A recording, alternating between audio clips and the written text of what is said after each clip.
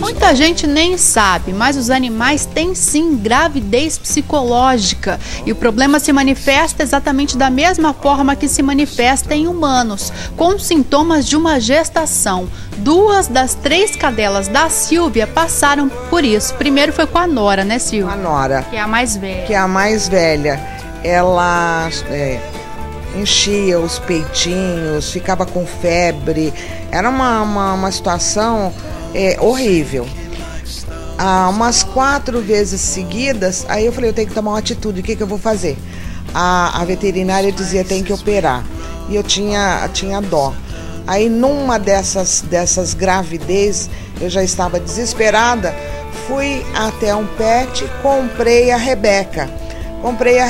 Quando chegou aqui em casa, eu coloquei junto, ela já começou a lamber a Rebeca, já começou a dar de mamar imediatamente. E aí ela a Rebeca amamentou 2 meses. E aí veio o cio da Rebeca e aconteceu novamente. Aí, com a Rebeca, desde o primeiro cio, ela também começou a pegar os brinquedinhos, os peitos começaram a inchar.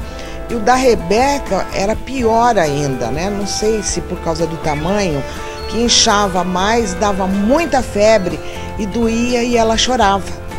Aí eu dava os remédios necessários, além disso ainda fazia compressa de água quente e uma coisa que ninguém nunca me disse, mas que eu fazia, massagenzinha com pomada de arnica.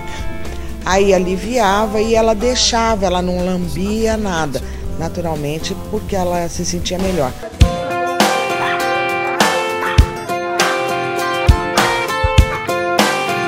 A barriga aumenta de volume como se houvessem fetos ali, as mamas aumentam, produzem leite, um leite branquinho mesmo, como se fosse para uma amamentação.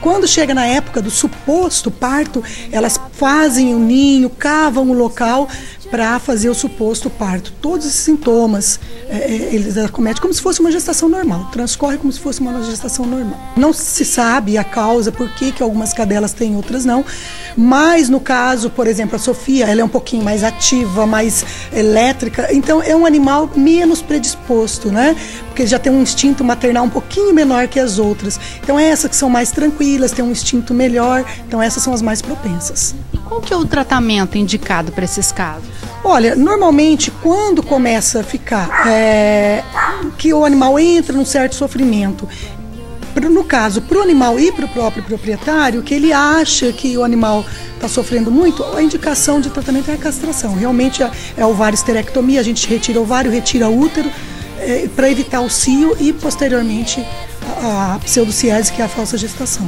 Mas existe algum risco, se eu não quiser, eu proprietário, não quiser fazer a castração, existe algum risco desse animal vir a ter alguma complicação, algo assim?